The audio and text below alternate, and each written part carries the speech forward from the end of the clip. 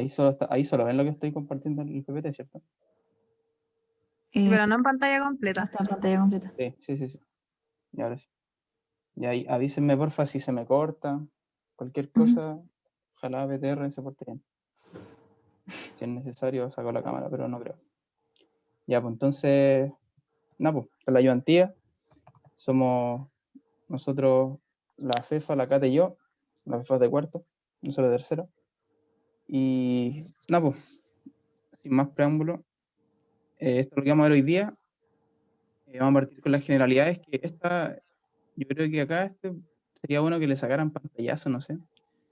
Pero es como el resumen de toda la hormona hipofisiaria, partiendo del hipotálamo, ¿cierto? No sé si tiene mayor sentido que se lo explique ahora así como uno por uno, pero a grandes rasgos eso, pues, ya para que lo revisen y enfocarnos más en lo más específico, que es lo que nos convoca hoy día. Que esto ya igual es como más de, a lo mejor de colegio, no sé, como que es más sabio, encuentro yo. Pero ahí está el esquema bien piola con las cosas que es importante que sepan siempre las cosas que activan o inhiben tal cosa en endocrino. Eso es súper importante. Y todos los feedback y todas esas cosas, cuando algo aumenta mucho, eso mismo regula para que se inhiba. ¿Ya? Pero ahí lo tienen, bueno, igual el PPT se los mandamos sí o sí. Eso mismo. Van a quedar con el PPT y si tienen cualquier duda pueden levantar la manito, abrir el micrófono por el chat, lo que sea. Sí. Nos interrumpen nomás. Aprovechen esta instancia, que es larguita, así que... Sí, pues. Así que ahora los dejo con la Cata, que ya va a hacer esta parte, y ahí pregunten nomás cualquier cosa. Sí, vamos a partir con la fisiología del estrés, que según lo que estaba viendo, les eliminaron esta clase. Así que les voy a hacer como un mini resumen, pero tampoco muy extenso porque esta ayudantía es larga. Así que para empezar a hablar de la fisiología del estrés, también tengo que explicarles un poco como de las glándulas suprarrenales. ¿La tuvieron? Genial, entonces mejor aún. Dale, César. Las glándulas suprarrenales van a estar envueltas en una cápsula y van a estar conformadas tanto estructural como funcionalmente por una corteza y una médula. La corteza va a estar encargada principalmente de la secreción de hormonas esteroideas y también está dividida en tres zonas. La zona glomerular va a estar encargada de la secreción de mineralocorticoides, siendo la aldosterona la más importante. Y esta va a responder a estímulos de la angiotensina 2 y a una disminución de la concentración sanguínea de sodio. Y lo que va a provocar va a ser un aumento de la retención de sodio y la excreción de potasio. La zona fascicular va a estar encargada de la liberación de glucocorticoides, siendo el cortisol el más importante en la respuesta al estrés, pero también hay más glucocorticoides como la corticosterona, la cortisona y otros. Y esta zona va a estar respondiendo a estímulos de la hipófisis, que va a ser la ACTH, la cual va a viajar a través de la sangre hasta los receptores MCR2 de las células ubicadas en la zona fascicular de la glándula suprarrenal, lo que va a producir una activación de AMP y segundos mensajeros para que finalmente se produzca la movilización de colesterol hacia la mitocondria de las células de la zona fascicular. En esta mitocondria se va a producir pregnolona y a partir de la enzima 3-beta-HSD se va a producir progesterona. Y desde la progesterona, a partir de varias enzimas y reacciones intermedias, se va a producir finalmente el cortisol. También a partir de la progesterona y otras enzimas y otras reacciones intermedias, se va a producir mineralocorticoides. Finalmente nos queda la zona reticular, que va a estar encargada de la producción de andrógenos, que están encargados de la estimulación de la maduración de los caracteres sexuales masculinos, los secundarios. Y finalmente la médula va a estar encargada de la secreción de catecolaminas, de la epinefrina y la norepinefrina, y va a estar respondiendo a estímulos del sistema nervioso simpático, las cuales son neuronas colinérgicas.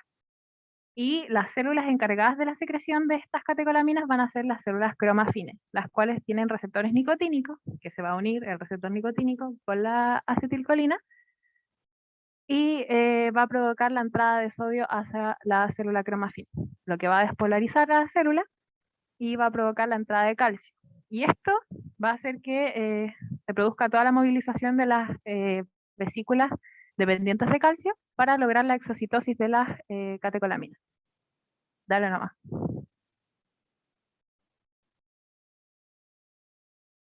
Oh, se me pegó.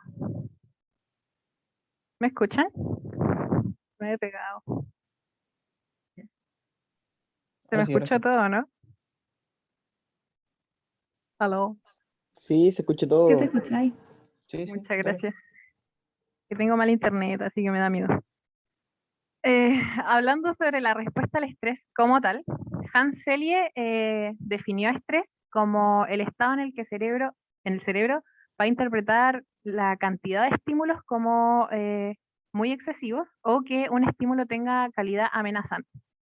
Y él dice que independiente del estresante, onda, si fue visual, sensitivo, o sea, emocional, lo que sea, el cerebro lo va a interpretar de las mismas formas y va a gatillar los mismos mecanismos de respuesta. A toda la respuesta fisiológica en respuesta al estrés se le llamó síndrome general de adaptación. Y él describía 3 etapas. El estado de alarma, que está encargado de suministrar energía en caso de urgencia en el mismo momento, es inmediato. El estado de resistencia, que si es que el estímulo estresante se mantiene en el tiempo, va a provocar cambios para que se mantengan las energías para poder seguir con la respuesta al estrés. Y una tercera etapa, que es si es que el estrés se ha mantenido durante mucho tiempo, entramos al estado de agotamiento, que tiene ya impactos negativos para la salud. Pasando ya más a cómo se produce la respuesta fisiológica de estrés. No, devuélvete.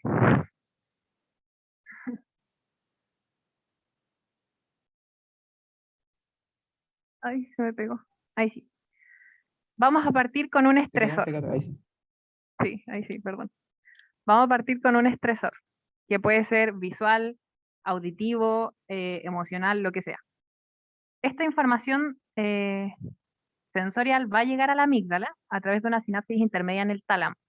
Y la amígdala va a ser la principal gatilladora de la respuesta al estrés, porque ella es capaz de evocar memorias estresantes, entonces va a comparar la información nueva que está llegando con lo que ella tiene almacenado como que es estresante, y si es que esta información no se parece, no va a haber respuesta, pero si se parece, va a enviar información hacia el tallo cerebral, al núcleo gris periaqueductal, para que a través de distintas sinapsis intermedias llegue la información al músculo y gatille el freezing, que es el típico cuando ven al ciervo que se queda como pasmado viendo las luces de un auto cuando lo van a atropellar.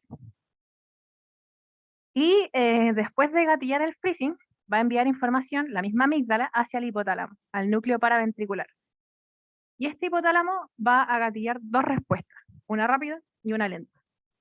La rápida va a estar dado por el eje simpático adrenomedular, que son las neuronas simpáticas que inervan a la médula y van a producir la liberación de catecolamina. Y la segunda respuesta, que es la respuesta lenta, va a estar dado por la activación del eje hipotalámico hipofisiario adrenal, donde el hipotálamo, a través de la liberación de CRH, va a estimular a la hipófisis para que libere ACTH. Y esta ACTH va a estimular a la zona fasciculada suprarrenal para que libere cortisol, que es la principal hormona del estrés. Todo esto va a producir cambios metabólicos como el aumento de la gluconeogénesis, devuélvete, el metabolismo de las grasas, las proteínas y carbohidratos, y aparte supresión inmunitaria, todo para poder dar información, o sea, para poder mantener energía, para poder responder. Es así como el estado de alarma va a estar dado por las catecolaminas, que suministran energía inmediatamente, y el estado de resistencia por el cortisol. Es importante que sepan que no es que primero se activa el sistema simpático y luego 10 minutos después vas a tener la respuesta endocrina, sino que ambas se gatillan al mismo tiempo, pero la respuesta endocrina, como funciona con niveles plasmáticos de la hormona, va a demorar un tiempo en alcanzar su máximo pic y después de que disminuya el estímulo estresante, se va a demorar en decrecer. Pasa nomás. ¿Alguien tiene una duda? Interrúmpanme nomás, pregunten. Veo que no. Sigo. En el encéfalo, paralelamente a todo lo que se gatilló a nivel sistémico anteriormente, debido a la liberación de CRH del hipotálamo, se va a activar el locus coeruleus, el cual va a producir una liberación masiva de norepinefrina en todo el encéfalo, y la corteza frontal, que va a tener receptores para esta norepinefrina, se va a ver estimulada y va a favorecer las funciones cognitivas superiores. Estas son la atención, la toma de decisiones, la memoria, todo para que el individuo esté mejor preparado para poder responder a este estrés. Y aparte también se va a estimular el hipocampo, el cual va a consolidar la memoria episódica estresante. Esto es que va a almacenar la información que está viviendo ahora dentro de la memoria, cosa que si se vuelve a repetir, como ya se vivió, el organismo ya lo vivió, sabe cómo responder y así sabemos después si es que hay que mejorar alguna respuesta o repetirla. Paralelamente, la vía mesolímbica también se activa, que es dopaminérgica, y a través de mecanismos de recompensa y de la integración de emociones y motivaciones, va a generar distintos comportamientos motivacionales. Esto es importante en el estrés porque eso va a definir si es que la persona va a tender a huir o a luchar. Sí.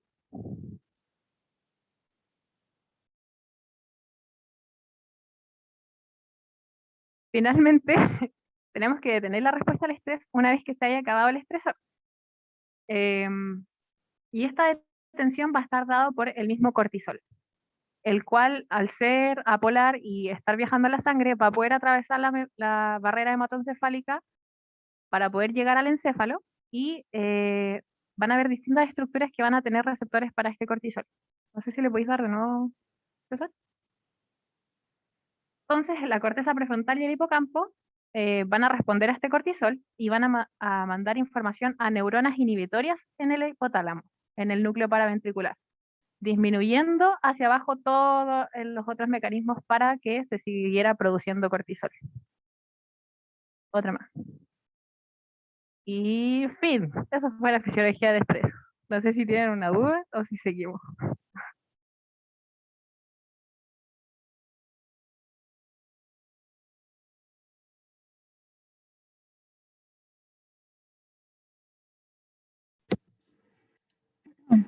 Entonces, démosle nomás. Ahora viene fisiología de la glicemia. Todo bien diseñado. Dale, César. Sí. Gracias.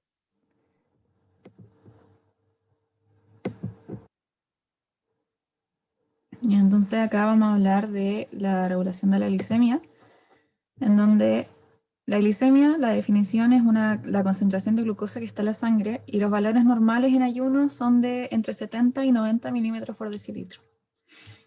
Entonces, lo importante acá es saber que la glicemia siempre se tiene que tratar de mantener en los rangos fisiológicos o normales, porque si es que nos pasamos de esto, empiezan a aparecer los problemas. Y para mantener esa homeostasis, hay que considerar los ingresos y los egresos de glucosa, por decirlo así. En los ingresos tenemos las fuentes exógenas, que sería la dieta, y las fuentes endógenas, que sería la formación de glucosa a partir de la glucogenolisis o la gluconeogénesis. Y los egresos serían a partir de la formación de ATP mediante la oxidación de glucosa, que eso sería la fuente de energía, y también está el almacenamiento de glucosa en forma de glucógeno en el hígado, en el músculo. Acá vemos que están marcados un balance positivo y un balance negativo. ¿Qué significa esto?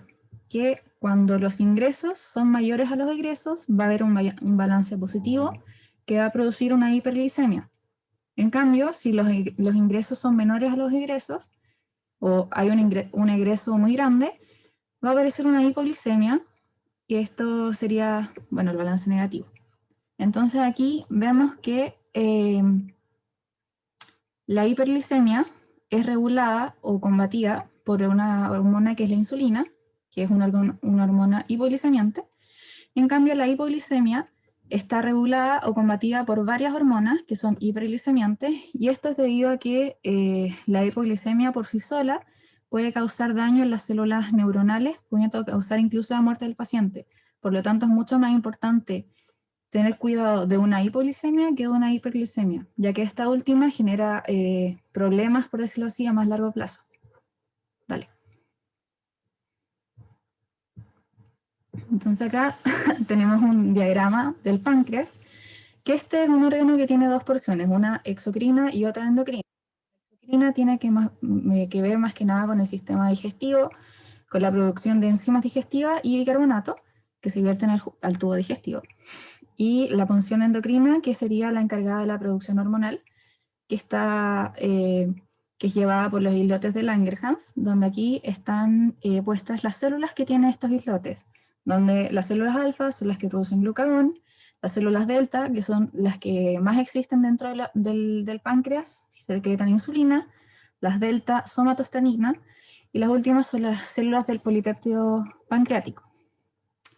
Entonces, hablando de la insulina como tal, esta sintetiza a partir del RNA mensajero, en lo que se traduce en los ribosomas y se produce una proinsulina. Esta proinsulina se almacena en el mismo retículo endoplasmático y después migra al aparato de Golgi, donde se producen los procesos de maduración, donde se corta el péptido C y queda la insulina madura, que está conformada por el péptido A y el péptido B. Y esta después se va del Golgi y se almacena en gránulos de secreción dentro del citoplasma de la célula beta. Cabe recalcar que la importancia del péptido C es la diferenciación entre una diabetes tipo 1 y una diabetes tipo 2, por ejemplo, donde la diabetes tipo 1 no hay producción de insulina, por lo tanto no va a haber péptido C en la sangre. En cambio, la diabetes tipo 2 sí produce insulina, solo que el mecanismo patológico es otro. Entonces sí va a haber péptido C en sanguíneo. Entonces, para esa es la diferencia en la parte clínica. Dale nomás. Tú sigue. Bueno, para la secreción de insulina, el estímulo más importante, como se ve acá, es la hiperglicemia, que estimula a las células beta. Por lo tanto, estas sensan que hay una concentración más alta de sangre que las que tienen las células al interior. Por lo tanto, por un gradiente de concentración entra la glucosa a la célula beta mediante los transportadores GLUT2. Dale. Ya. Entonces, al entrar la glucosa por los transportadores GLUT2, comienza la formación de ATP dentro de la célula beta. Y esta formación de ATP, que se va a acumular dentro de la célula, va a activar a los canales, o sea, va a cerrar los canales de potasio sensibles a ATP, y por lo tanto el potasio va a dejar de salir de la célula. Y esto va a generar que se concentren las cargas positivas y se despolarice la célula. Al despolarizarse la célula, se van a activar los canales de calcio sensibles a voltaje, lo que va a hacer que se abran estos canales y que entre el calcio a la célula. Y lo importante, como en todo proceso fisiológico, cuando el calcio entra a la célula y hay vesículas de secreción, estas se van a unir y van a permitir que estas vesículas se unan a la membrana plasmática de la célula y puede haber una exocitosis, en este caso de la insulina. Dale. Entonces, al ser... No, para atrás, ya. Entonces, al ser liberada la insulina, esta va a recorrer por el torrente sanguíneo y va a llegar a sus tejidos diana. En este caso serían el tejido adiposo, el tejido muscular, que tienen que ahí funciona la translocación GLUT4, y el hígado, que tiene un receptor GLUT2, por eso está la línea ahí punteada, porque no tiene el mismo mecanismo que los primeros dos. Entonces, cuando llega la insulina al receptor de insulina, este receptor tiene una actividad quinasa en la porción intracelular. Por lo tanto, cuando se une a la insulina, el receptor se autofosforila y fosforila el sustrato del receptor de insulina, que ahí se llama IRS, lo fosforila en residuos de tirosina. Y al fosforilarlo en tirosina, se activa y ahí estimula la translocación del GLUT4 a la membrana de las células del tejido adiposo y del músculo, para que mediante el GLUT4 ingrese la glucosa a estos tejidos.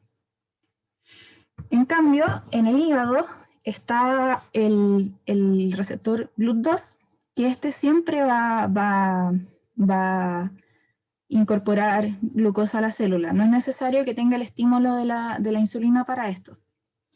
Bueno, pero ¿por qué acá es importante la glucosa en estos tres tejidos? Porque en el tejido adiposo, bueno, va a tener el transporte de GLUT4, va a favorecer la glicólisis, que esto es metabolizar la glucosa para formar piruvato, la lipogénesis, que es la formación de triglicéridos a partir del piruvato y otros intermediarios de la glicólisis que se hizo antes. En el tejido muscular es lo mismo, la translocación del GLUT4, glicólisis, lipogénesis, y también va a activar la glucogenólisis, glucogénesis, que es la formación de glucógeno a partir de la glucosa, que sirve como sustrato energético para más adelante, y también la síntesis de proteínas dentro del músculo. Y por último, en el hígado, como ya dijimos, no induce la captación de glucosa porque no tiene los receptores GLUT4, pero en este caso también induce la glucogenogénesis e inhibe los procesos de glucogenólisis y de gluconeogénesis, que son para aumentar la glucosa en la sangre, entonces eso los inhibe. Y también activa la glicólisis, la lipogénesis y la síntesis de proteínas. Entonces aquí vemos que la insulina es una hormona anabólica, donde mediante sustratos más pequeños, que sería la glucosa, genera otras moléculas más grandes. Dale a la siguiente. En el caso del glucagón, las catecolaminas y el cortisol, estas son hormonas hiperglicemiantes. Y son catabólicas, o sea, de sustratos más grandes van a generar glucosa o energía. En este caso, el glucagón tiene un mecanismo muy parecido a la síntesis de insulina, pero hay algunos cambios. Acá, cuando hay glucosa sanguínea alta o la glicemia alta, van a entrar a la célula alfa del páncreas mediante los transportadores GLUT2, va a aumentar la formación de ATP, se van a cerrar los canales de calcio sensibles a ATP. Esto va a generar una despolarización de la célula, pero en este caso se van a inactivar canales de sodio. Por lo tanto, no se va a generar el potencial de acción y no se van a activar los canales de calcio y no se va a excretar glucagón cuando la glicemia está alta. En cambio, cuando la glicemia está baja, se va a censar que hay una glicemia más baja, no se va a producir tanto ATP. Por lo tanto, se van a cerrar los canales de calcio, los canales de potasio, se va a activar el canal de sodio, y ahí se van a activar los canales de calcio que van a permitir que se excrete o haya una exocitosis de los gránulos de glucagón. Acá, como sale la imagen, o sea, en las tablitas, los órganos blancos del glucagón son parecidos a los de la insulina, donde están el hígado y el tejido adiposo, porque el músculo no tiene receptores de glucagón, y en este caso hacen todo lo contrario. En el hígado activan la glucogenólisis y la gluconeogénesis, se inhibe la glucogenogénesis y aumenta la cetogénesis o formación de cuerpos cetónicos, que después vamos a ver qué es eso. Y en el tejido adiposo también favorece la lipólisis y inhibe la lipogénesis, que sería lo contrario a lo que vimos en la insulina. Y ahora las catecolaminas y cortisol es más o menos lo mismo, como dijo la Cata anteriormente, las catecolaminas, que son la epinefrina y la norepinefrina, son generadas por la médula adrenal, y en el hígado van a favorecer la glucogenólisis, en el tejido adiposo van a degradar triglicéridos, o sea, va a haber una lipólisis, y también van a ser hiperglicemiantes. Y el cortisol, que es secretado por la corteza adrenal, en el hígado va a generar gluconeogénesis, va a favorecer la proteólisis en el músculo, la lipólisis en extremidades y disminuye la sensibilidad a la insulina. Por lo tanto, esto también lo pueden ver, por ejemplo, con cortisol, glucocorticoides o remedios de esa índole. Cuando hay efectos adversos, generan una disminución de la sensibilidad a insulina, favorece la lipólisis de las extremidades, por lo tanto la gente generalmente tiene los bracitos y las piernas flacas y bueno, van a tener atrofia o astenia por la proteólisis del músculo, porque este pierde proteína. Vale. Y ahora vamos a ver la diabetes mellitus, que es una enfermedad metabólica, cardiometabólica, ahora más que nada se ve como una enfermedad casi cardíaca, donde aquí pueden ver la definición, que es una enfermedad crónica grave que se desencadena cuando el páncreas o no produce la suficiente insulina o no produce insulina, o cuando el organismo no puede utilizar esta insulina o se vuelve resistente a ella. Y esto genera la hiperglicemia. Dale. Entonces acá en esta tablita podemos ver la diferencia entre las dos principales, o las que tienen que conocer ahora, tipos de diabetes, que está la diabetes tipo 1 y la diabetes tipo 2.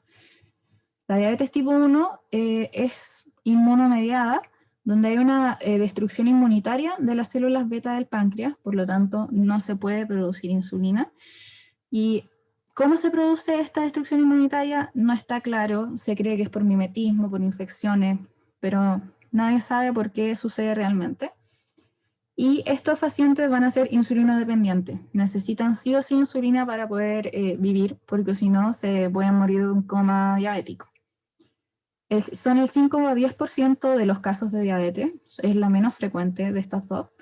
Y generalmente se diagnostica en adolescentes porque este proceso autoinmunitario comienza en la infancia, van a reducir las células beta del páncreas durante todo el periodo de infancia y adolescencia, y va a llegar un momento en el que la persona no va a tener insulina en el cuerpo, no va a tener los mecanismos de compensación que había tenido antes, por lo tanto se va a producir probablemente una cetoacidosis, un coma, que va a hacer que la presentación sea brusca y aguda, porque de un momento a otro se le van a acabar sus reservas y va a producir una complicación bastante grave.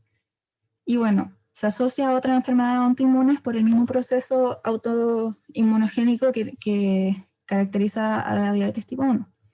En cambio, la diabetes tipo 2, la acción o la secreción, bueno, en realidad las dos, de la insulina es deficiente y se va a generar una resistencia a la insulina. Estos pacientes no son insulinodependientes, pero pueden llegar a ser insulinorequirentes, o sea, cuando la enfermedad avanza más y hay un mal control metabólico, pueden llegar a necesitar insulina, porque su cuerpo ya no las produce. El 90% de todos los casos, la mayoría son diabetes tipo 2, y bueno, como se sabe, generalmente está asociado a la obesidad, al sedentarismo, y tiene un componente genético mucho más importante que la diabetes tipo 1 y otros tipos de diabetes. También, como se ve que es un proceso larvado de construcción de malos hábitos, tiene un comienzo más lento. Generalmente, desde que empieza la resistencia a la insulina, los problemas con glucosa, a los 10 años recién van a empezar a ver síntomas de diabetes. Vale. Entonces acá vemos que el páncreas saludable va a producir insulina, esta se va a unir al receptor, van a existir las fosforilaciones que permiten que el Q4 salga e ingrese glucosa a la célula. En el caso de la diabetes tipo 1, el páncreas tiene el problema, no hay células beta, por lo tanto no se produce insulina y de ahí para adelante no pasa nada. Y en el cambio la diabetes tipo 2, sí hay insulina, el páncreas sí la produce, pero aquí puede haber un problema de receptor o un problema al interior del receptor. Que esto es lo que se habla de resistencia a la insulina, donde lo más aceptado es que hay una alteración de la señalización por receptor de insulina, o sea, cuando la insulina se une sin ningún problema al receptor, pero el problema está en las fosforilaciones que ocurren dentro del receptor de insulina. Por ejemplo, que en vez de fosforilarse el IRS1 a tirosina, como les dije delante, se fosforila a serina. Y esto causa que el GLUT4, o sea, que se inactive y que por lo tanto el GLUT4 no se pueda unir a la membrana para que entre la glucosa. Y bueno, como se está produciendo insulina, el páncreas, las células diana no están incorporando glucosa a la célula, va a haber un estímulo de hiperglicemia mucho más grande y las células beta van a sensar esa alza de glicemia persistente y van a seguir secretando insulina, lo cual va a generar un estrés y un estrés oxidativo en las células, los que las van a llevar a apoptosis y a fallar. Dale. Acá en este gráfico más o menos se ve la comparación de los niveles de glucosa e insulina en pacientes sin diabetes, prediabéticos, diabetes severa, etc. Entonces aquí vemos que los pacientes diabéticos de por sí tienen una glicemia más alta. Entonces, al hacer un estudio de glucosa, esta se va a elevar, pero como la insulina o hay una resistencia a la insulina, la glucosa va a permanecer más alta durante el tiempo y le va a costar más bajar, y por lo tanto la curva de glucosa no va a volver al basal igual de rápido que lo volvería una persona normal, que vuelve al basal menor de 100. En cambio la insulina, en una persona normal, hay una liberación rápida de la insulina y después viene la curva lenta de la liberación de insulina, pero en cambio un diabético severo, la liberación está bastante disminuida, no se está formando tanta insulina como lo haría en una persona normal. En un diabético menos severo, la liberación rápida de insulina no existe, la curva es mucho más larvada y la insulina se termina generando después. Y bueno, en la persona prediabética, por lo que les dije de la resistencia a la insulina, genera mucha insulina porque tiene el cuerpo le está diciendo hay mucha hiperglicemia, tienes que generar más insulina, entonces por eso la curva es tan grande, y después esto es lo que produce que el páncreas se vaya agotando y al final se quede sin producción de insulina porque las células beta, por el estrés que tienen, se vayan muriendo. Vale. Entonces, las manifestaciones clínicas de la diabetes las pueden conocer por las 3P, que sería la poliuria, la polidipsia y la polifagia, donde voy a partir explicando la poliuria, donde los niveles sanguíneos de glucosa son tan altos que, bueno, el riñón tiene ¿cómo decirlo? Tiene hasta cierta cantidad de glucosa que puede filtrar, que son 180 miligramos por el mililitro, creo. Entonces, cuando hay más glucosa de esa en la sangre, va a filtrar hasta 180 y la que haya para arriba se va a pasar a la orina y va a generar glucosuria. Por lo tanto, la glucosa que esté en la orina, como la glucosa en absoluto, va a traer agua y va a generar que haya poliuria, o sea, más orina de lo normal. Esto también genera, se está generando más orina de lo normal, la persona está hidratando y genera polidipsia, porque los centros de sed en el hipotálamo sensan que hay una baja de agua en el cuerpo y por lo tanto aumentan la necesidad de tomar agua. En otro tanto está la polifagia, que es... La polifagia, que se produce porque cuando tenemos problemas en la insulina, va a haber un aumento del estrés, que va a generar que aumenten las hormonas del estrés, como habló la Cata adelante, y también cuando uno tiene diabetes hay un exceso de glucagón, porque al haber poca insulina, el páncreas siente que esto es una hipoglicemia, entonces va a aumentar el glucagón. Y como vimos antes, todas estas hormonas son catabólicas. Por lo tanto, van a generar también que haya una proteólisis, que haya lipólisis, y por lo tanto van a atacar al músculo, al tejido adiposo, y van a generar atrofia. Y al generar esta atrofia, el, el cuerpo el hipotálamo va a activar los centros del hambre y va a aumentar la ingesta de alimentos. Bueno, y ahí como les dije, por la proteólisis, por todas las hormonas que se están liberando, se genera atrofia, por lo tanto, la gente que tiene diabetes generalmente tiene extremidades bastante flacas, y los diabéticos tipo 1 son muy delgados, por lo mismo, y también aumenta la cetogénesis, que esto es cuando el cerebro se queda sin sustrato energético, que sería la glucosa. Los ácidos grasos son transformados en cuerpos cetónicos, y estos cuerpos cetónicos generan una acidosis en el cuerpo. Y esta acidosis puede terminar en un coma diabético y en la muerte, porque como aumenta el pH, esto es mortal. Entonces esto ya es una urgencia médica. Y aquí, como ven, les marqué la lipotoxicidad, porque, como sabrán, generalmente la diabetes tipo 2 está asociada a obesidad. Bueno, y la obesidad por sí sola genera lipotoxicidad en las células beta, ya que los adipocitos, que cuando una obesidad central, o sea, como del abdomen, los adipocitos que están en la región abdominal van a secretar muchas cantidades de ácidos grasos, de citoquina, y toda esta tormenta de inflamación van a llegar a las células del páncreas y van a producir la lipotoxicidad, y estas se van a destruir. Entonces también los adipocitos van a generar esta producción de citoquina, una infiltración leucocitaria, y van a producir esta inflamación crónica, leve pero crónica, y van a alterar la señalización también de la insulina. Por lo tanto, cuando la insulina se une al receptor de insulina y vaya a fosforilar al IRS1, este se va a fosforilar en serina en vez de en tirosina. Por lo tanto, se bloquea y no va a permitir que el GLUT4 se transloque, no va a entrar la glucosa, va a haber una hiperglicemia mantenida, y bueno, todo lo que les expliqué delante. Vale.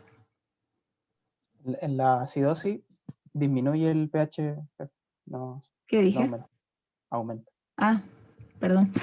Sí, eso. Dale. Entonces ya estas de las últimas diapos. Las complicaciones de la diabetes están principalmente dadas por dos procesos, que es la glicosilación no enzimática o glicosilación proteica, y por la hiperglicemia mantenida, que va a activar la vía de los polioles. La glicosilación no enzimática es cuando la glucosa, por el aumento de la glicemia que existe mantenido, se empieza a unir a las proteínas sin necesidad de que haya una reacción enzimática entre medio.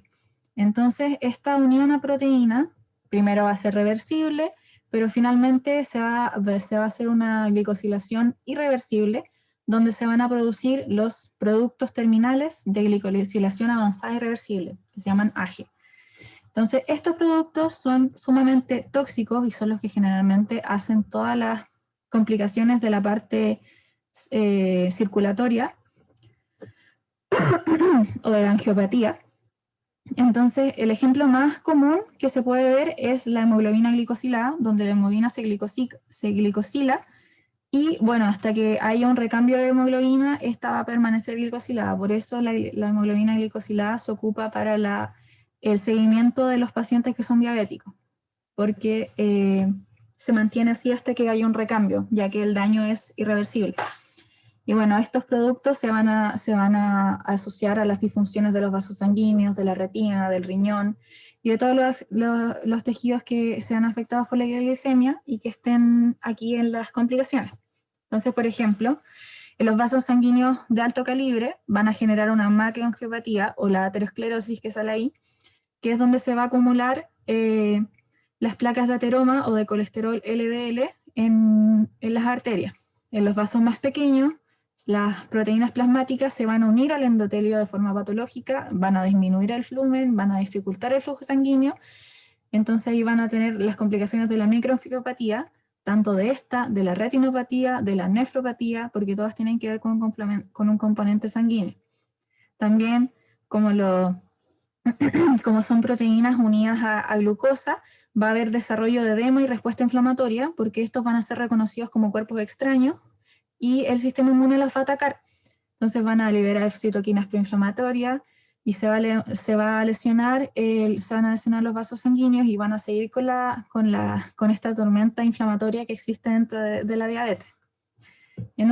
Por el otro lado está la hiperglicemia intracelular y la vía de los polioles, donde va a haber una alteración metabólica de las células que no requieren de insulina para incorporar la glucosa al medio intracelular, o sea, todas las que tengan receptores GLUT2, GLUT1.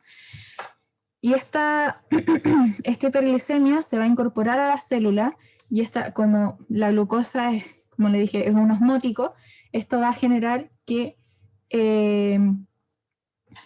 se active la guía de los polioles, se va a formar sorbitol y glucosa y estos van a atraer agua a la célula. Por lo tanto, todas las células que tengan la formación de sorbitol y fructosa van a atraer agua, va a haber un edema, va a haber un estrés osmótico y probablemente apoptosis. Por ejemplo, el cristalino. El cristalino aumenta su nivel de poliol y fructosa, va a tener edema y va a formar catarata. En las neuronas lo mismo, aumenta el edema, va a haber problemas de iónicos para la conducción de potenciales de acción y por lo tanto va a existir la neuropatía.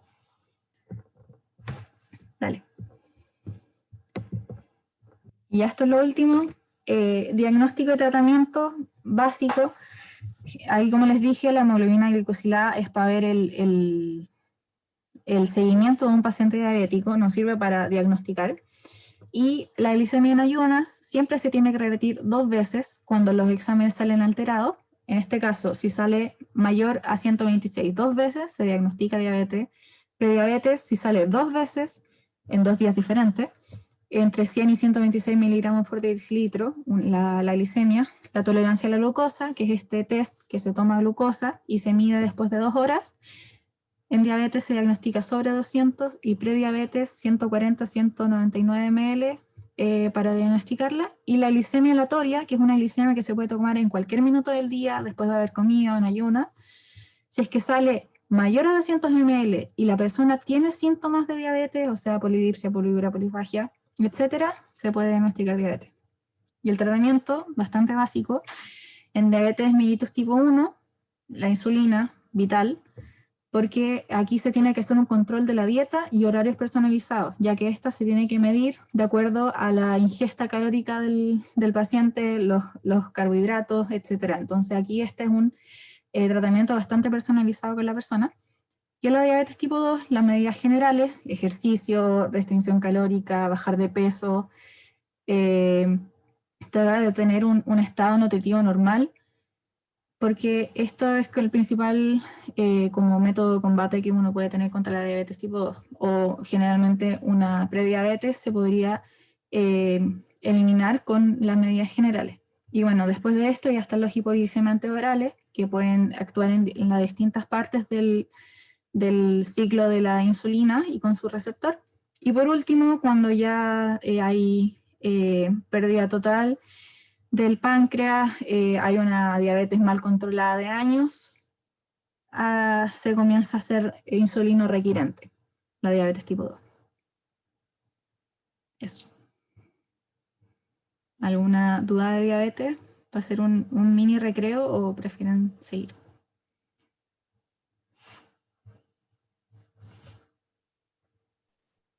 No sé si la Anto cacha qué quiere el curso, si quieren parar, quieren seguir. Bueno, ¿Descansamos o no descansamos? ¿quieren que siga? ¿Quieren que pare? Claro, como el agua, dicen. Yo creo que podrían ser 5 minutos. A las Ya, 35 volvemos. ya a las 35. Y ahí sigo yo con lo otro. Vayan al baño. Mira, dijeron que no querían parar. Andan jalados. ¿No? Andan ¿A jalados, dónde? no quieren parar. ¿Quién dijo? Ya habrá 5 minutos. Aprovechar del baño. Ya, a las 35 volvemos. Yo voy a aprovechar.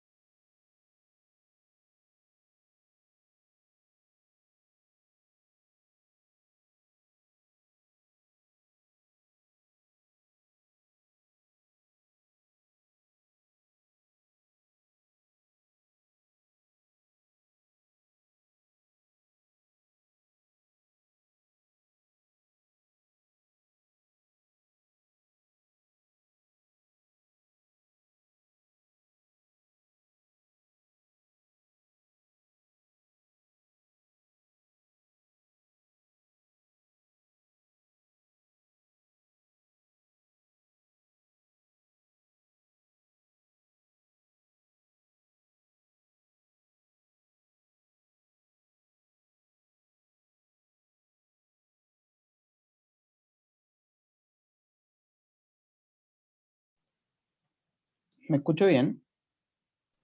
Sí. Sí. Ya. Ya, seguimos entonces. Están ahí, volvieron, ¿cierto? Pueden manifestar su presencia en el chat, por favor. ¿Hay alguien? Muchas gracias, agradecida. Bueno, se agradece. Y entonces, démosle nomás. Ya. Si se me pega cualquier cosa, avísenme nomás, porque si no saco la cámara, no. Para que no se escuche cortado ni nada.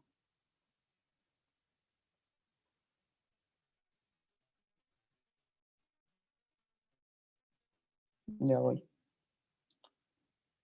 Calma.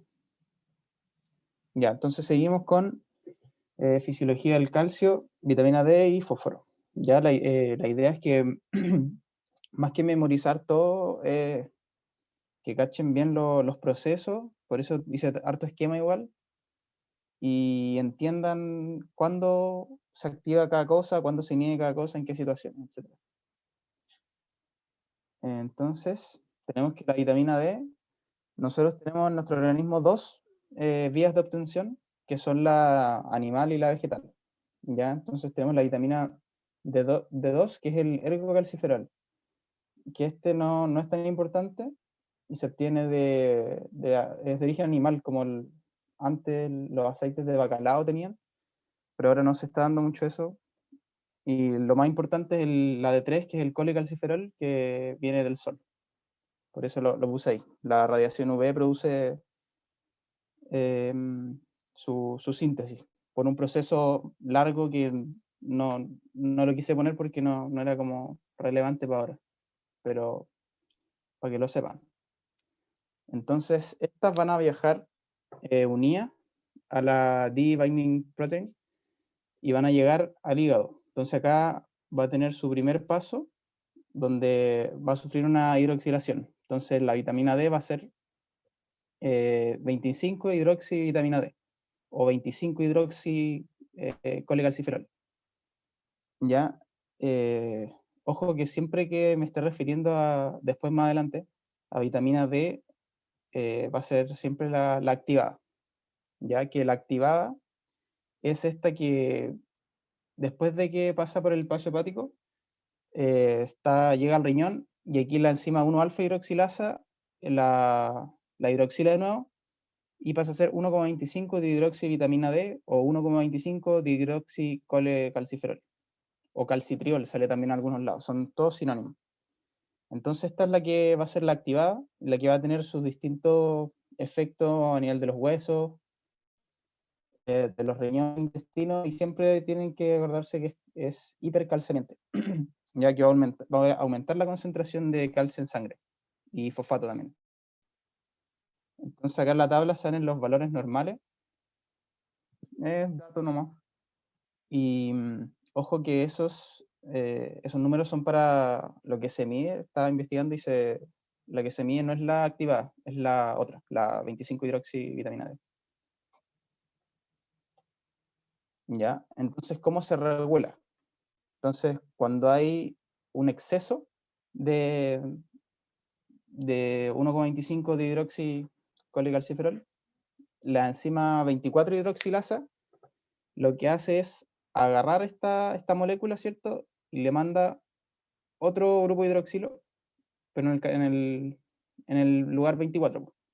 Entonces, pues, tiene dos opciones, que puede ser el 1,24,25 trihidroxi de 3, o reemplaza el 25 por el 24. Entonces, estos dos son metabolitos desechados vía renal, si me equivoco. Entonces, ese es como el proceso por el cual se regulan a sí mismas cuando hay un exceso. Entonces, por eso puse ahí que esto va a ocurrir, o sea, van a activar el aumento de la calcemia, el aumento de la vitamina D y el factor de crecimiento fibroblástico 23. ¿Ya? Y en el fondo también es que al final todo se mezcla, está todo muy relacionado, por eso después lo vamos a seguir viendo un poquito más adelante. Pero el aumento de la paratormona y la disminución del fosfato también van a activar a ¿ya? O sea que la paratormona y la disminución del fosfato van a hacer que aumente en el fondo la vitamina D, que van a estimular su activación por parte de la 1-alfa hidroxilasa. Y al contrario, esto se va a ver inhibido por el factor de crecimiento fibroblástico, 23, y cuando hay un exceso, cuando hay un aumento de vitamina D, y pasa esto mismo que les dije. Entonces, esta tiene acción y manifestaciones que son genómicas y no genómicas. No sé si, bueno, puede que se los pregunten, no sé. Pero en el fondo lo genómico es que estimula la transcripción de la calvindina D, que es una proteína que va a hacer que se estimule el transporte de calcio en las células intestinales. Entonces este proceso es un poco más largo, ¿cierto? Porque tiene que ocurrir la transcripción, la transducción y toda la cuestión. Y las no genómicas se van a aumentar el número de canales de calcio TPasa y el TPRB6. ¿Ya? Y esto va a aumentar la capacidad de absorción de calcio en la dieta. Y esto es mucho más rápido, de segundo a minuto. Este es un resumen del proceso genómico, que en el fondo, como les dije, la vitamina viaja unida a la proteína transportadora, la Divine Protein. Y si se acuerdan, como la estructura que les mostré al principio, es una hormona esteroidal, o bueno, una prohormona esteroidal. Entonces no necesita de un receptor en la membrana, porque por su estructura pasa el tiro por la membrana plasmática, y va a tener un receptor a nivel citoplasmático, que es el VDR, el receptor de vitamina D, que está presente en varios lugares, como les voy a mostrar después, en músculo, tejido adiposo, etc. Y acá es donde va a ocurrir el proceso de transcripción y después los efectos, lo que les dije antes. Entonces es importante este receptor porque está presente y su déficit puede producir distintas anomalías. Por ejemplo, a nivel de sistema inmune, su déficit puede producir, como una inmunosupresión. Entonces las personas están más predispuestas a infecciones o a enfermedades autoinmunes. Ya también la 1-alfa hidroxilasa está presente no solo en riñón, también está presente a nivel del sistema inmune y en músculos y en tejido adiposo. Entonces, en el fondo, un déficit de esta enzima y del receptor se puede traducir en todos los efectos que les puse acá, como disminución de la fuerza, disminución de la adipogénesis, y también se ha visto que su déficit tiene un factor de riesgo cardiovascular, como para hipertensión, insuficiencia cardíaca y hipertrofia ventricular. Entonces acá es más de lo mismo, que en el fondo una baja de vitamina D, una hipovitaminosis D, va a hacer que haya menor absorción de calcio y de fosfato a nivel intestinal, va a haber menor retención a nivel renal y va a aumentar la secreción de paratormona. Entonces, la paratormona, después lo vamos a ver, pero esta es lo que hace es sacar el calcio de los huesos, así que es muy simple. Lo saca de los huesos y lo lleva a la sangre. Entonces, para intentar compensar esto. Entonces, esto lo que va a llevar es que al final hay una osteoporosis, una debilidad de los huesos. Entonces, también eso va a causar a nivel la hipovitaminosis, a nivel del sistema inmune, tejido adiposo. Como por lo que les dije antes, va a estimularse la acumulación de tejido graso y va a haber un estado como de inflamación crónica que puede llevar a obesidad, y también a nivel pancreático y de músculo esquelético podría llegar a producir diabetes. Entonces es importante que lo sepan igual. Y eso es importante, que el receptor, el VDR, es el que está presente en muchas partes y es lo que en el fondo puede provocar toda esta patología. Entonces, pasando ya al calcio, que en verdad, bueno, como les dije, está todo relacionado, así que más, todo más claro. Ya, pero el calcio, lo importante que sepan es que su mayor parte está en los huesos, 99%. ¿Ya? Y lo que no está en los huesos, o sea, este 1 o 2% que está en el medio extracelular, va a estar del 45 al 50% va a estar ionizado, que esa es como su forma activa. Ya el 40-45% va a estar unido a proteínas plasmáticas, principalmente la albúmina, y el otro resto va a estar formando complejo aniónico. Ya entonces, como ya sabrán, cumple varias funciones a nivel de la contracción muscular, del corazón, el sistema nervioso. También juega un factor importante en la agregación plaquetaria y para la coagulación. También como segundo mensajero. Ya, entonces acá abajo también les puse la fórmula para corregir el calcio, porque a veces uno puede ver el examen del laboratorio y decir, chuta, estamos frente a una hipocalcemia. Pero resulta que esto siempre hay que corregirlo porque el calcio está unido a la albúmina. Entonces, puede ser que en verdad lo que estemos observando no sea una hipocalcemia y que esté normal. Entonces, por eso la fórmula es el calcio observado más 0,8 por 4 menos la albúmina. Y ahí va a quedar el calcio normal. Entonces, este es como un pequeño esquema de su metabolismo, ¿cierto? Lo que ingerimos, una parte va a llegar a nivel intestinal, se va a absorber, también se va a excretar por las heces, ¿ya? Pero si se fijan en la cantidad, es mínima en comparado a lo que hay en hueso, ya lo que va circulando versus lo que está depositado en el hueso es mínimo, ¿ya? Y gran parte también, fíjense lo que se filtra y fíjense lo que se reabsorbe. Entonces es muy poco lo que al final se excreta por orina, y la gran mayoría, el 90% o más, se reabsorbe, es decir, que pasa por el glomérulo, qué sé yo, después lo van a ver bien, y se devuelve a la circulación sanguínea. Entonces, ¿cómo se regula la calcemia? Entonces acá tenemos varios factores importantes. Tenemos el principal, el más importante es la paratormona, ya que esta es secretada por las células foliculares, si no me equivoco, de la paratiroides. Y es regulada por la calcemia, porque tiene en las paratiroides está el receptor CASR, que este es como el que sensa todo esto, la calcemia. Entonces, sensa una disminución y esto hace que se libere paratormona. Y también el magnesio es importante para la síntesis de paratormona. Entonces, cuando hay una disminución de la calcemia, esto lo sensa el receptor, se va a liberar paratormona, y a nivel renal, esta va a producir reabsorción del calcio y excreción de fosfato. Ahí puse P solo, pero es PO4. Entonces, aumenta la reabsorción de calcio y eso quiere decir que va a llegar más calcio a nivel sanguíneo. Después a nivel intestinal también, pero es una absorción indirecta, o sea, es un efecto indirecto porque lo que hace la paratormona es estimular a la vitamina D.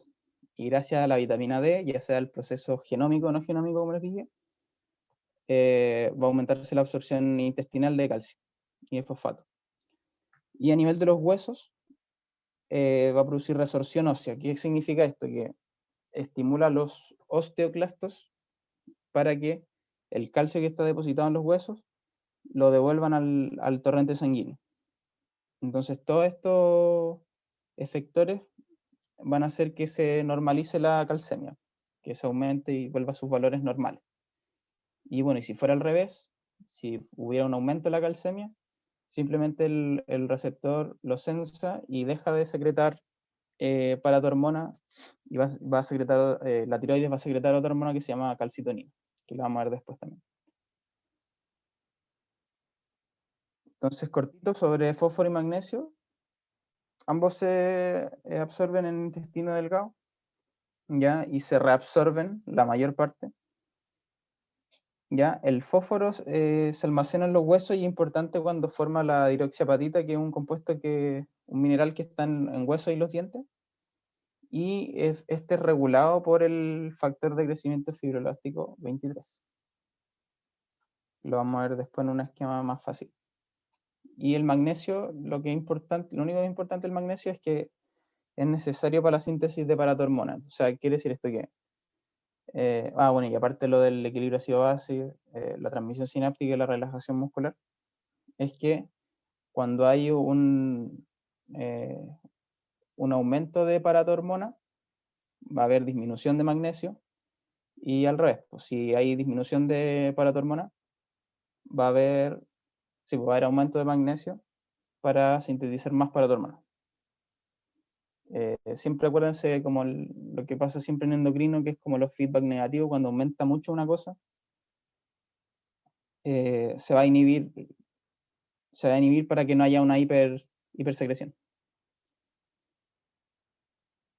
Entonces, el factor de crecimiento fibroelástico 23 es secretado por los osteocitos, estas son los que están en los huesos, y esto se libera cuando hay aumento de vitamina D y de la fosfatemia, o sea, del nivel de fosfato en calcio. Entonces, ¿qué va a hacer? Cuando hay aumento de vitamina D o de fosfatemia, va a disminuir la expresión de los canales NTP2, y esto va a inhibir la reabsorción del túbulo proximal renal de fósforo. Ya, o sea que si tú inhibes la reabsorción, quiere decir que no permites que vuelva a la sangre, a la circulación sanguínea, y por ende se va a excretar.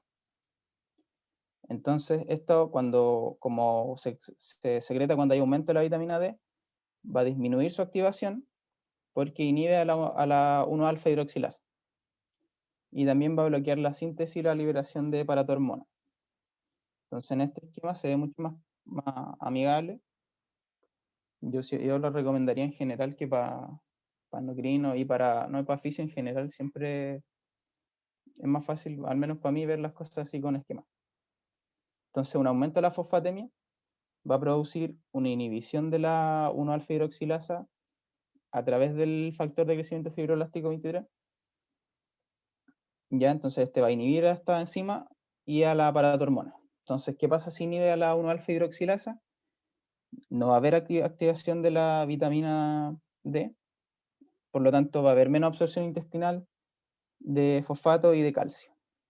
Ya, también este hace que disminuya o sea, se inhiba la paratormona, entonces también va a haber excreción urinaria de fosfato, no va a haber resorción ósea, o sea, el calcio que está en los huesos se va a quedar ahí, no se van a activar los osteoclastos, y va a haber menor reabsorción tubular de calcio y fosfato, o sea que se va a excretar el fosfato y se va a normalizar la fosfatemia, porque está muy elevada, entonces lo excretamos y dejamos de absorberlo a nivel intestinal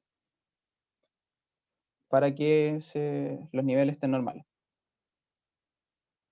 Y lo último es de la calcitonina, que cuando es hipocalcemiante, es una hormona aminoácida, ya que es secretada por la tiroides y que es antagonista a la paratormona. Entonces se va a secretar cuando haya hipercalcemia, sensada por este mismo receptor que sensaba para secretar paratormona.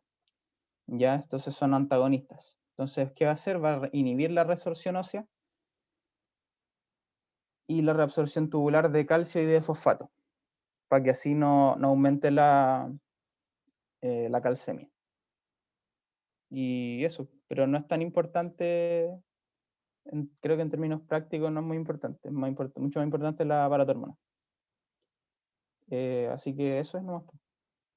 Bueno, sí. Cualquier duda, si quieren, por chat, micrófono, como sea.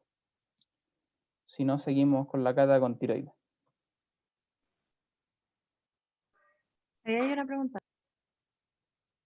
La calcitonina actúa junto con el factor de crecimiento fibroelástico. No sabría decirte si en conjunto, pero tienen acciones muy parecidas. Porque en el fondo las dos buscan disminuir la calcemia y de pasar la fosfatemia. Y al Pero no, final el sí. metabolismo de todas esas moléculas como que está súper imbricado, entonces van muy de la mano. Sí, sí, pues entonces, es claro, es que no tienen que pensarlo como que es una o la otra, sino que ante el mismo estímulo, claro, las dos pueden verse activas, pues, y hacen cosas súper parecidas también. ¿Se entendió?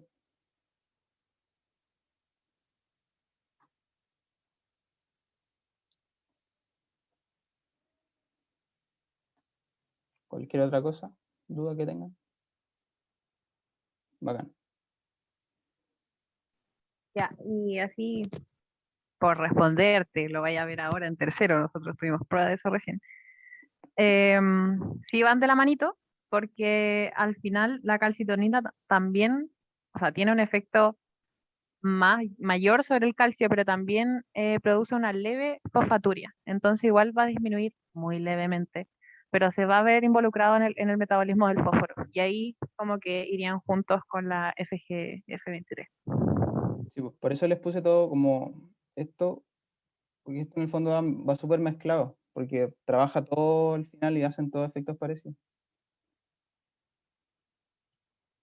Así que eso. ¿Hay alguna otra duda? Parece que no. Ay, yo tengo otra pregunta. Mande. ¿El déficit de calcio siempre va a ir unido a un déficit de fosfato o no necesariamente? Sí, por lo que yo sé, sí, van como súper de la mano. Pero creo que sí podrían haber trastornos aislados, pero en general yo te diría que sí, que van juntos. Ah, ya, muchas gracias. ¿De nada? ¿Alguna otra duda?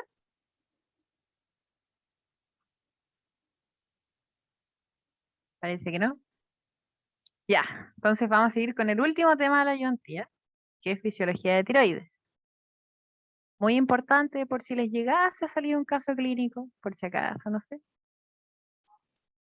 Vamos a partir entonces. Dale nomás. La tiroides está encargada principalmente de la producción de T3 y de T4, siendo T3 la trillotironina y T4 tiroxina. Está ubicada en la parte anterior del cuello y se relaciona por posterior con la tráquea y con el esófago. Hacia anterior hay piel. Está formada por dos lóbulos unidos por un istmo. Y aparte tiene dos tipos celulares, las células foliculares y las células parafoliculares. Embriológicamente está dado por endodermo a través del esbozo tiroideo que se forma a la tercera o cuarta semana de gestación en el foramen ciego que queda en la base de la lengua. Y a la séptima semana de gestación va a descender unida al conducto tirogloso para ubicarse entre el tercer y sexto anillo traqueal. Ahí finalmente se va a diferenciar, va a producir todo el tejido tiroideo, que sería principalmente células foliculares, porque las células parafoliculares vienen de las células de la cresta neural, que van a migrar y se van a introducir finalmente en la tiroides. La unidad estructural y funcional de la tiroides va a ser el folículo tiroideo, que como pueden ver en la imagen a la izquierda inferior, está compuesto por un epitelio cúbico simple, que son las células foliculares, y van a estar rodeando a un coloide, que está compuesto por hormonas tiroideas y por tiroglobulina. La principal función de este folículo tiroideo va a ser la producción de T3 y de T4. Mientras que las células parafoliculares se van a encontrar muy difusamente en el tejido, como muy random, y van a estar encargadas de la secreción de calcitonina. La secreción de T3 y T4 como tal va a estar estimulada por TSH, que es la hormona hipofisiaria, que a su vez fue estimulada por TRH, la hormona hipotalámica, que estimula la secreción de TSH y de prolactina. Lo que va a provocar la TSH va a ser un aumento en la captación de yodo y va a estimular la función y el crecimiento de tamaño de las células foliculares. Todo esto para producir una estimulación de la síntesis de T3 y T4. Así que, por ejemplo, si les tocara un hipotiroidismo primario, donde la tiroides no produce sus hormonas correspondientes y hay mucha TSH, se produce el crecimiento de volumen conocido como bocio. Como dato rosa, por si les sirve, ¿no? Una vez liberado las hormonas tiroideas, van a producir muchos efectos porque tienen muchas células blanco en distintas partes del cuerpo, dentro de las que se encuentra el aumento de la síntesis de proteína, del metabolismo de carbohidrato y colesterol, gasto cardíaco, termogenia, etc. Y la calcitonina, como recién les explicó César, disminuye la calcemia, ya que aumenta la excreción urinaria de calcio y la inhibición de los osteoclastos. Dale nomás.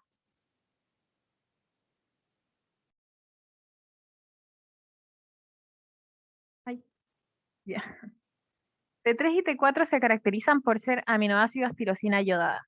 O sea que para su síntesis van a requerir de yodo, de tiroglobulina, que va a dar al final la tirosina, y de la hormona, o sea, de la enzima encargada de la síntesis de T3 y T4, que va a ser la tiroperoxidasa.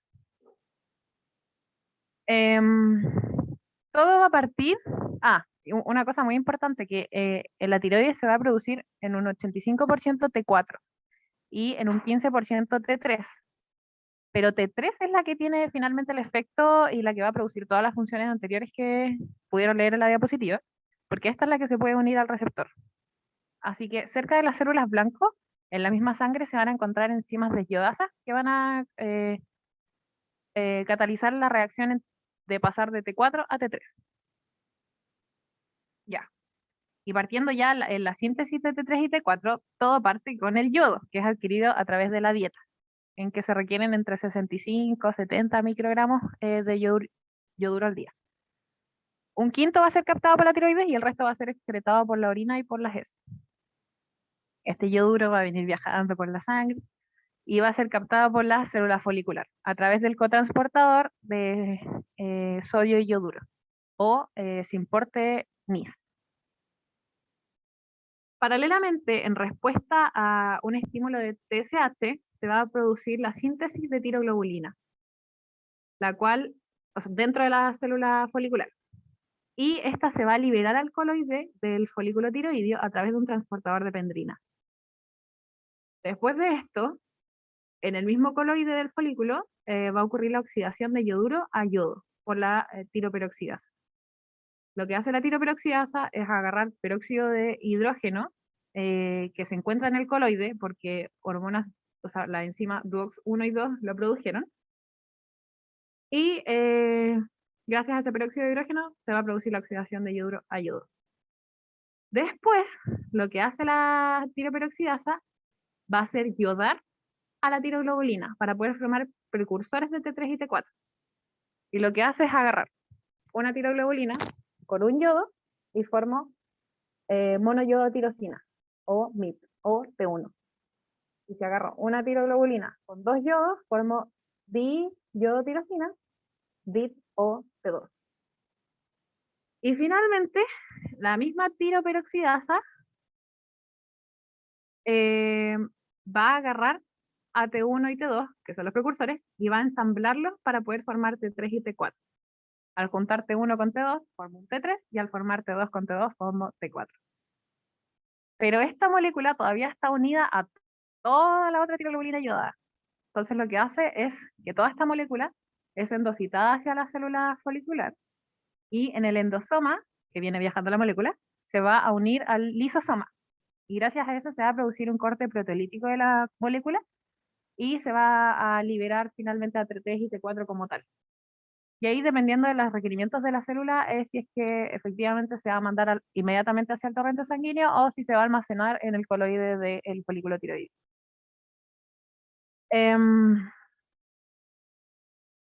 La tiroperoxidasa es un blanco para ciertos anticuerpos y que pueden causar hipotiroidismos autoinmunes. Como dato rosa, insisto, por si les llegase a salir en casos clínicos. Dale nomás.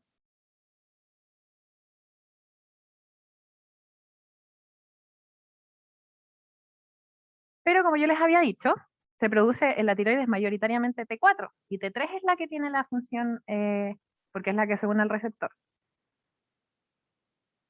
Y van a haber distintas enzimas desyodasas cerca de las células blanco en la sangre que van a transformar T4 a T3 a través de una reacción de desyodación, o sea, le van a sacar un yodo. Hay tres tipos de desyodasa, D1, D2 y D3. Cada una va a catalizar cierta reacción y va a tener su propio rol. D1 específicamente cataliza la reacción de T4 a T3 y va a estar encargada de generar las concentraciones plasmáticas de T3.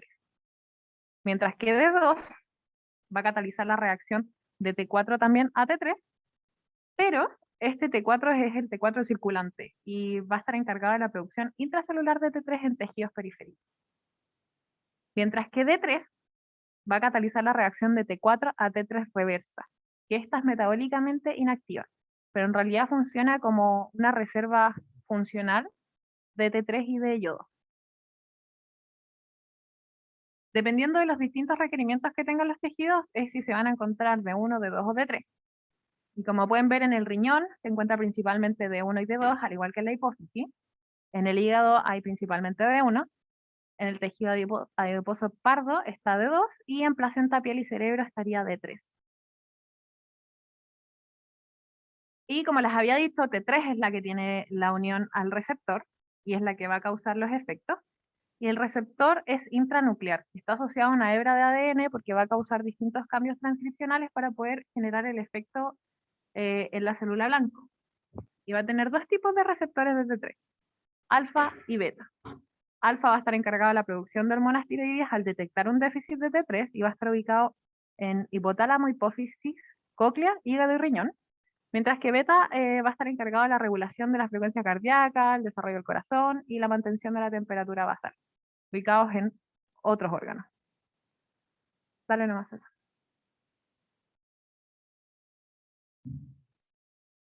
Finalmente, como buena hormona endocrina, T3 y T4 tienen que viajar por la sangre.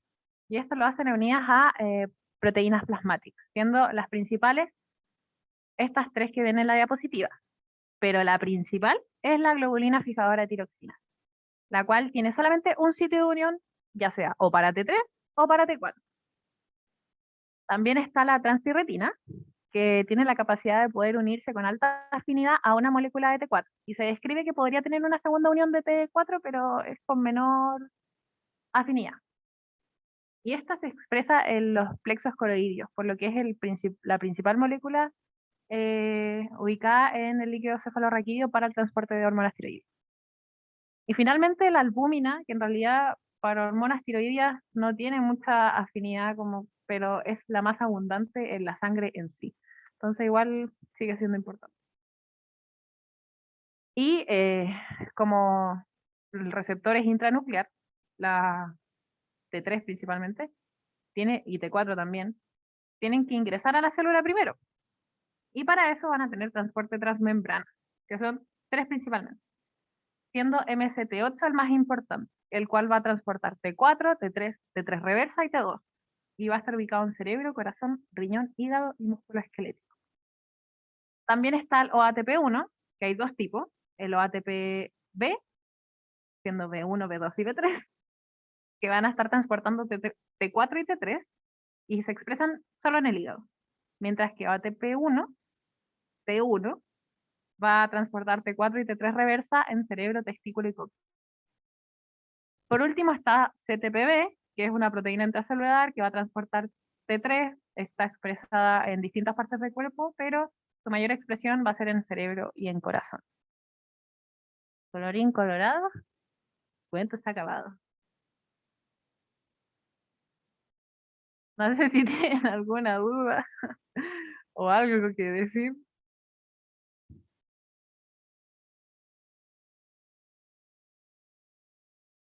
¿Están vivos?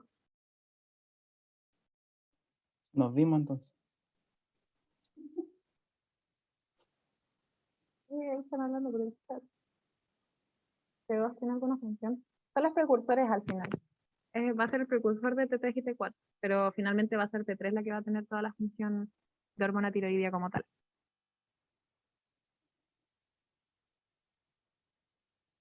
Ya, ojalá ya le haya servido. Me alegro les gustara.